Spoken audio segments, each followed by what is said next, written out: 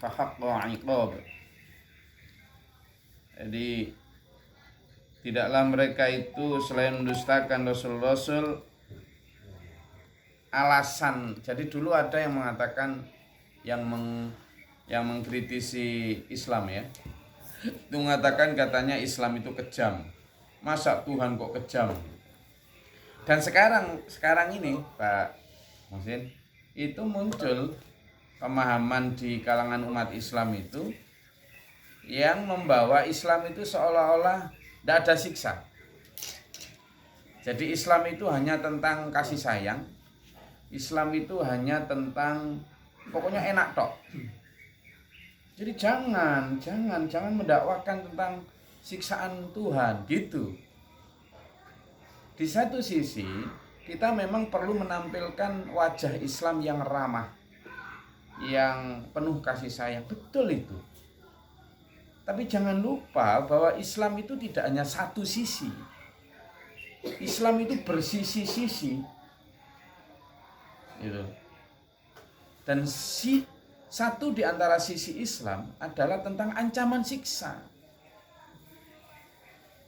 Kalaupun di dalam satu bagian ajaran Islam itu ada bicara tentang siksa atau punishment, itu bukan berarti kemudian Tuhan kejam.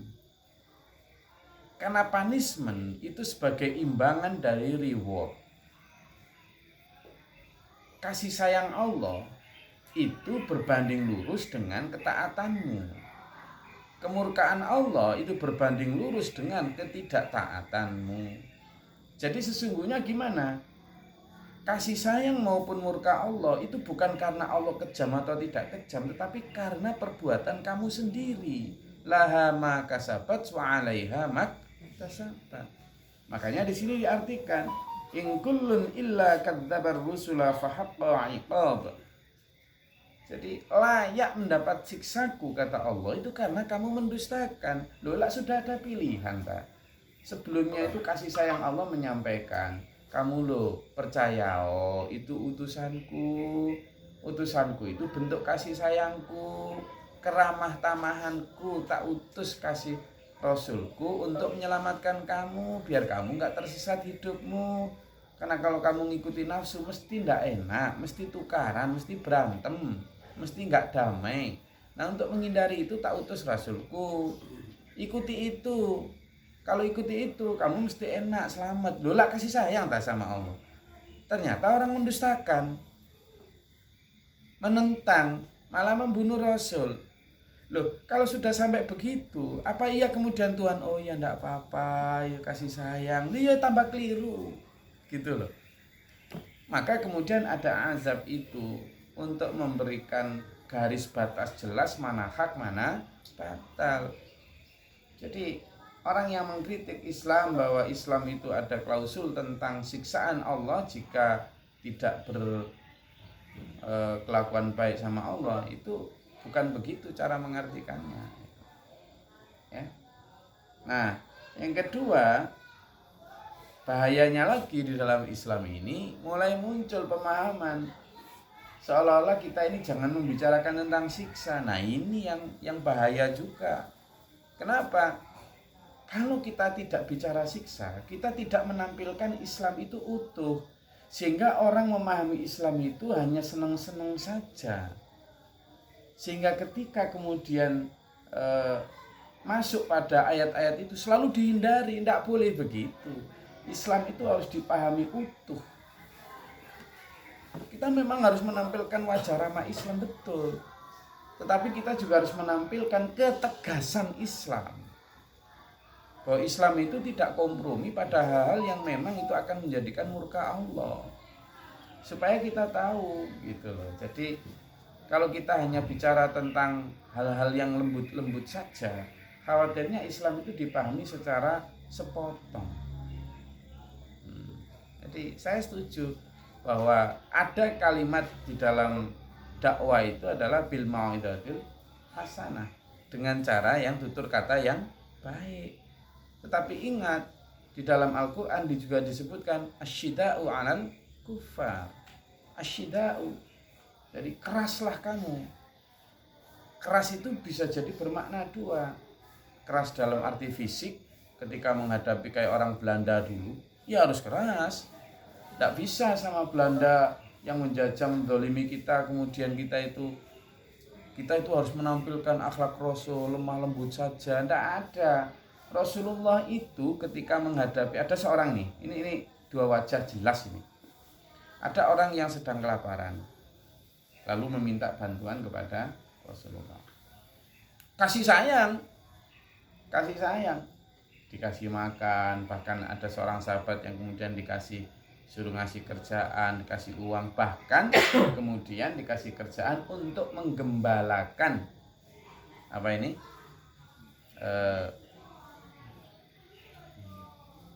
ternak-ternaknya itu, baik domba maupun unta itu digembalakan. Lah kok sudah baik gitu, ternyata ini yang gembalakan ini malah merampok dia. Jadi selain merampok, dia sampai kemudian membunuh yang punya gembala itu.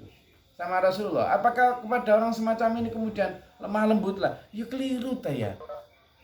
Sama Rasulullah disuruh ngejar, setelah dikejar dia apakan coba? Ya hukuman merampok dan membunuh, apa itu? Dia disilangkan, dipotong kaki kanan dan kaki kiri, lalu disalibkan di atas padang pasir sampai mati. Apakah Rasulullah kejam? Tidak. Karena itu yang disebut di sini dia sudah layak dan memang berhak atas pilihannya sendiri mendapatkan siksa. Jadi itu harus ditampilkan bahwa biar orang nggak macam-macam terhadap hukum gitu loh. Karena kalau kan hadis itu jelas sahih itu. Kalau itu nggak ditampilkan seolah-olah Rasulullah itu lemah.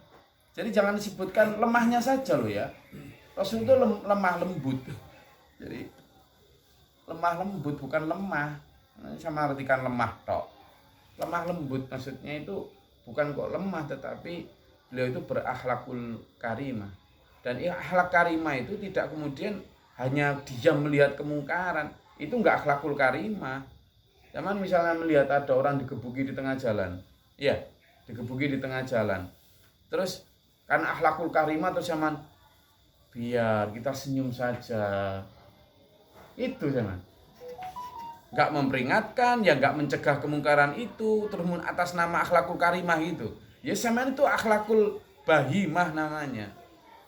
Bukan akhlakul karimah. Jadi harus dibedakan ya. Makanya ketika kita membalas atau menjawab kritikan kaum non muslim yang menyatakan Islam itu agama kejam karena ada neraka, karena ada siksa, kita yang keliru. Yang kedua, jangan ikut-ikutan pendapat yang kemudian sekarang ini seolah-olah kita nggak boleh bahas siksa, kita nggak boleh bahas neraka, kita nggak boleh menyampaikan ancaman Allah tentang neraka. Itu keliru.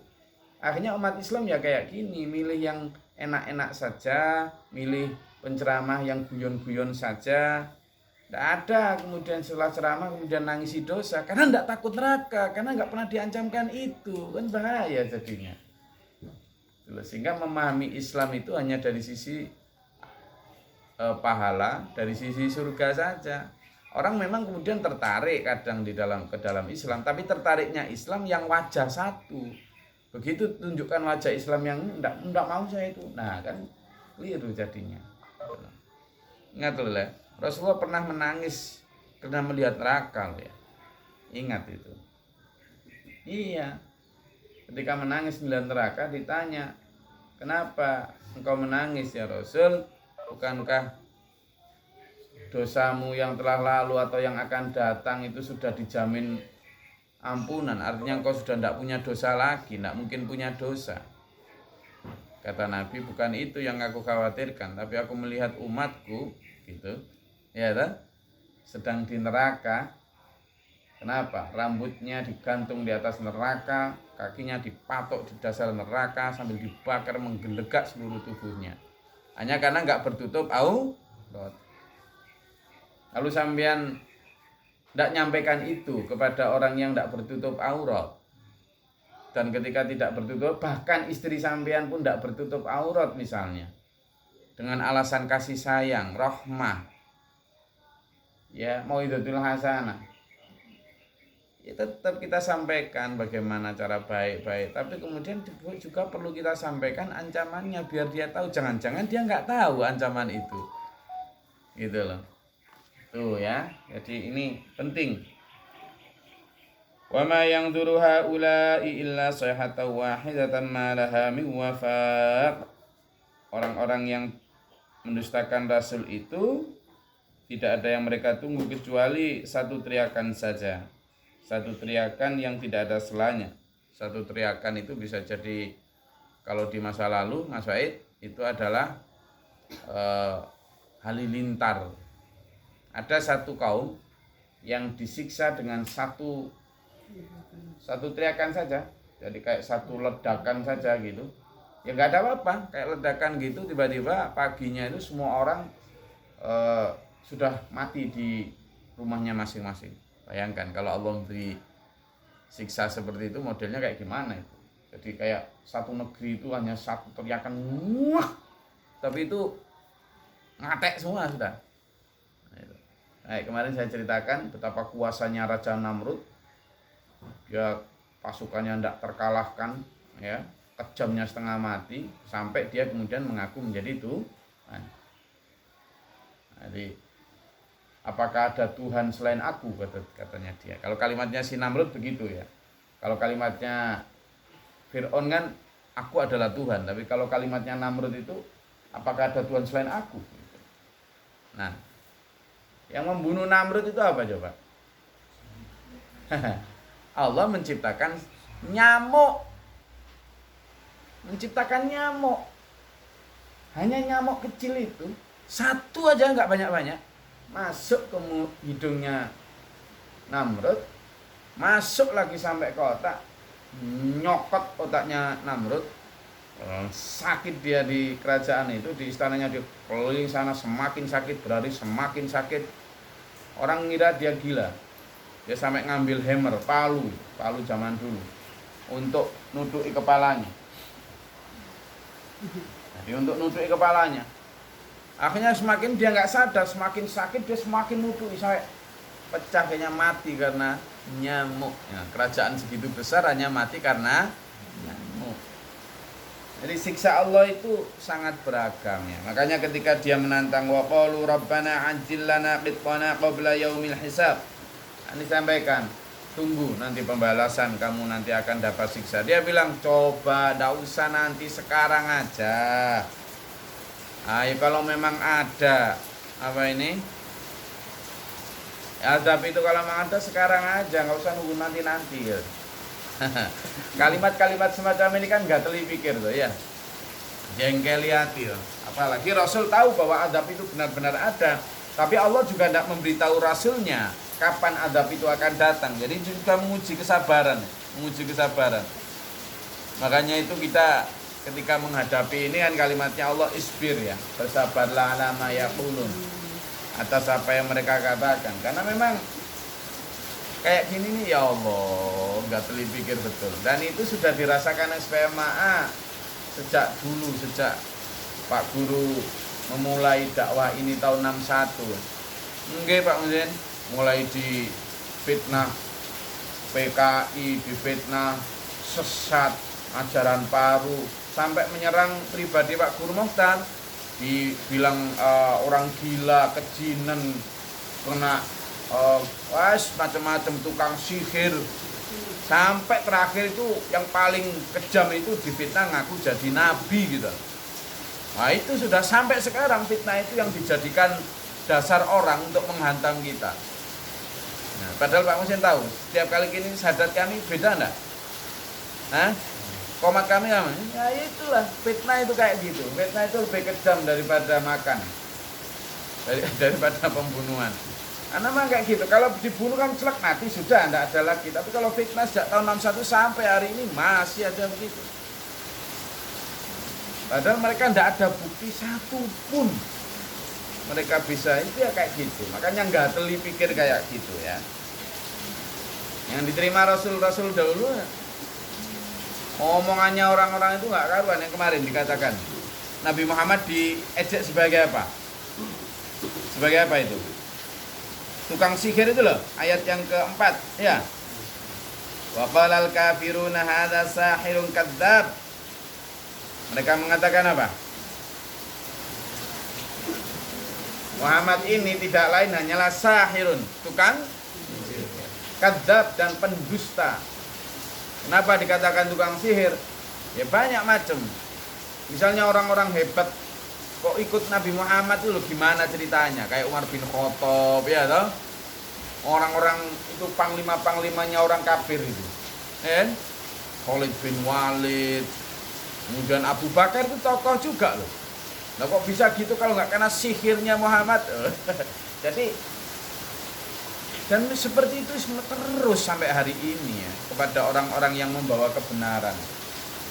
Ada loh Pak Muhsin, orang yang kalau ke pondok SPMA di Mabes di pusat sana itu nggak mau disuguhi wedang gitu. Nggak mau. Kenapa? Hati-hati kalau ke sana kamu, disihir kamu nanti. Gitu. Jadi pajak kayak gini katanya tukang sihir. Masa? Ya Allah, ya Allah. Jadi makanya setiap kali kita membaca apa itu setengah shadaqallahul azim. Kebenaran itu akan selalu begitu dari dulu sampai hari ini. Makanya kita ya sampai ke diri kita ya sabar dalam menerima ujian itu memang gitu. Kita lah maunya itu nggak ada ujian apa-apa. Anak istri yo cantik, yo penurut, rezeki yang lancar, tidak pernah sakit, tidak pernah hujan. Hujannya sesekali pas kita butuh hujan.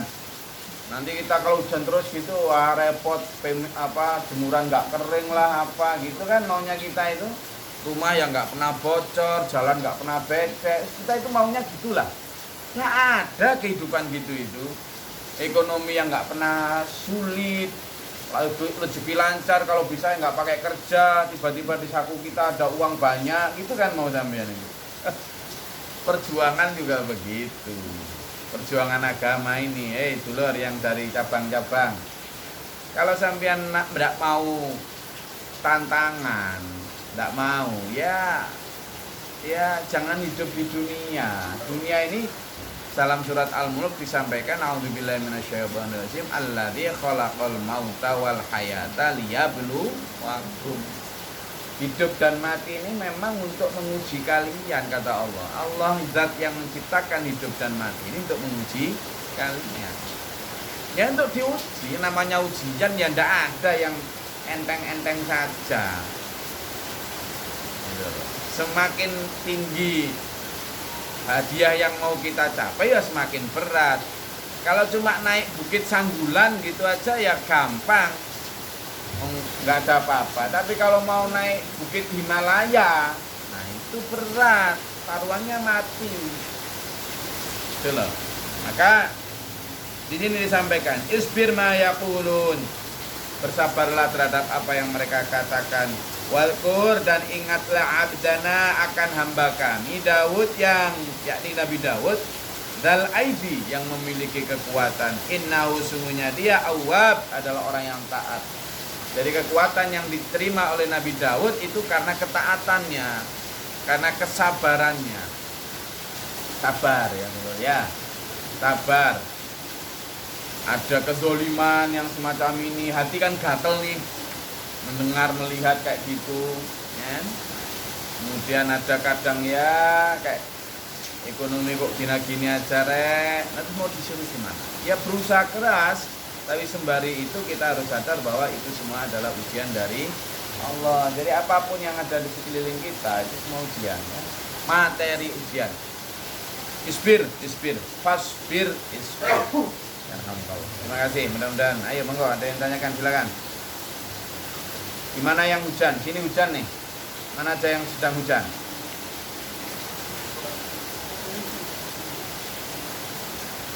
Silakan kalau ada yang mau ditanyakan. Atau sedang ngantuk.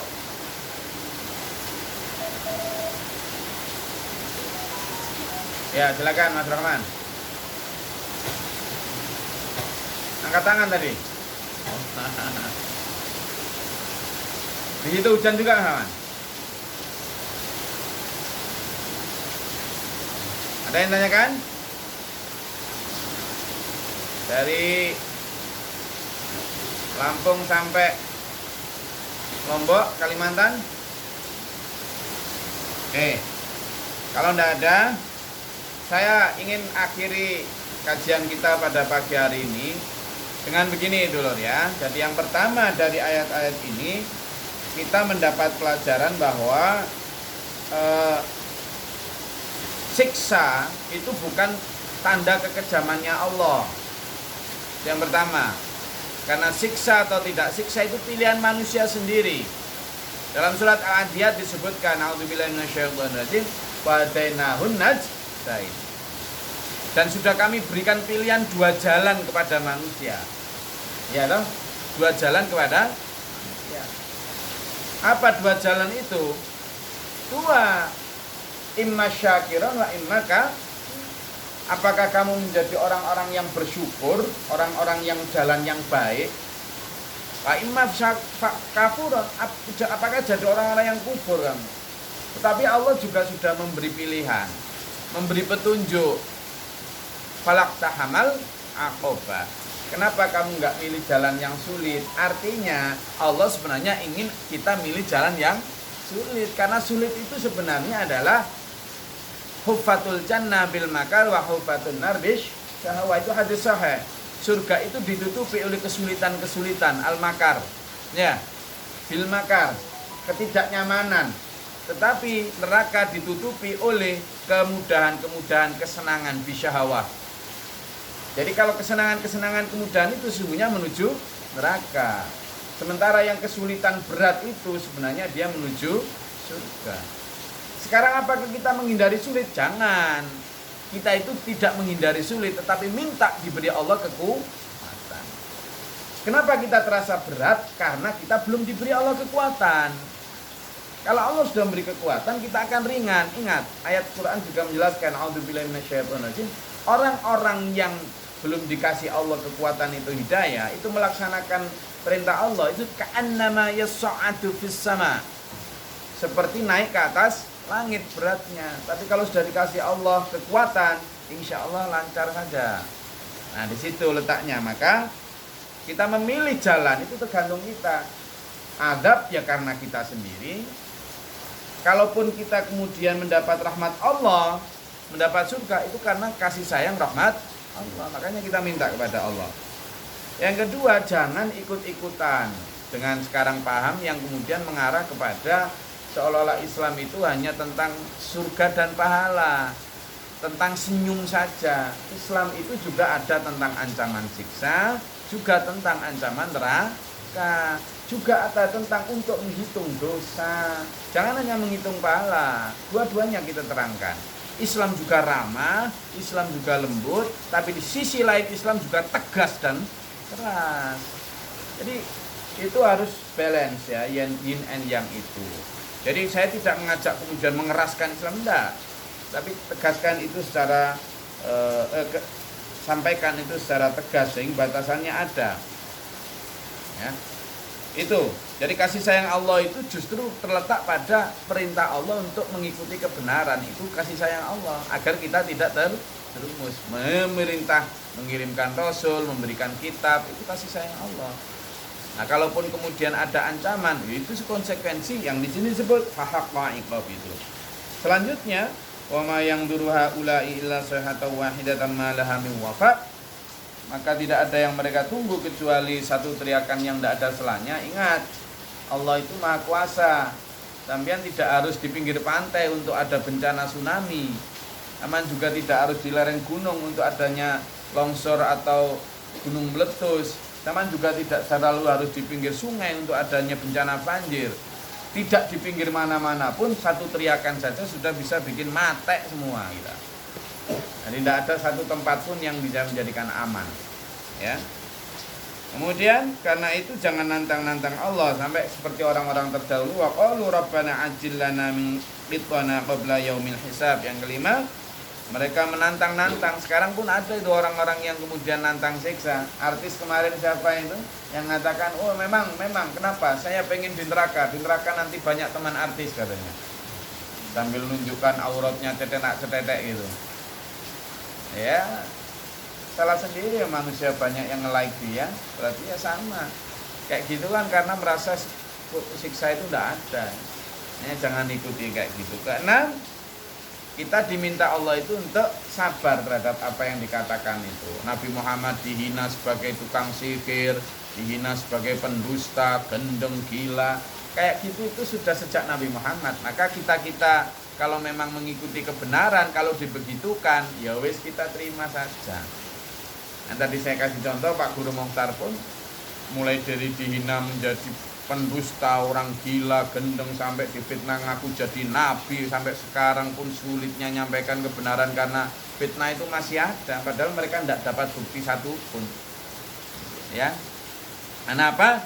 Karena saya tadi nyampaikan surat Al-Mulk ayat 2 menyampaikan a'udzubillahi minasyaitonirrajim alladzi khalaqal mauta wal hayata liyabluwakum ayyukum ahsanu amala wa huwal azizul ghafur. Yang dicari adalah ahsanu, yang terbaik, the best. Untuk menjadi the best kita harus sadar bahwa seluruh materi ujian kita adalah apa yang ada di sekeliling kita. Jangan menghindari yang berat, tetapi mintalah kepada Allah diberi kemampuan dan kekuatan untuk menjalani yang berat. Insyaallah Allah memudahkan. Inna ma'al usri yusra. Allah akan membantu kita insyaallah, menguatkan kita. Semoga Allah menguatkan kita, menuntun kita dalam siratal mustaqim, memberikan kita hadiah terbaik yakni husnul khatimah. Amin. Allahumma shalli wa sallim barik ala Muhammad. Allahumma fil lil mu'minina wal mu'minat wal muslimin wal muslimat al ahyan. Allahumma atina fi dunya hasanatan wa atina fil akhirati hasanatan wa barik lana fi ma ataytana. Astaghfiruka wa atubu ilaika wa sallallahu ala sayyidina Muhammadin. Allahumma da'fa'na al-bala wa badan muslimin. Allahumma rafa' darajatana fi dunya wal akhirah. Ansarif al-qulub syarif qulubana. Rabbana amana faghfirna wa syahidna wa la tuzigh qulubana ba'da idh hadaytana wa hab lana. Allahumma fa'alna bi rahmatika wa anzilna rahmatan wa barakatuh. Rabbana Allahumma fadhil samawati wal ardi wa ghfir syadra wa kullu man kullu syadra la ilaha illa anta. Allahumma salli ala huda wa tuqa wa salina rabbana atina fid dunya hasanah wa fil akhirati hasanah wa qina adzaban nar. Rabbana hab lana min azwajina dhurriyyatan qurrata a'yun. Rabbi ighfir li wa li akhi wa li azwajina dhurriyyatan muslimin. Qabbal du'a subhana rabbika rabbil izzati wa salamun ala mursalin. Alhamdulillahi rabbil alamin. Assalamualaikum warahmatullahi wabarakatuh. Allahumma rahamna bil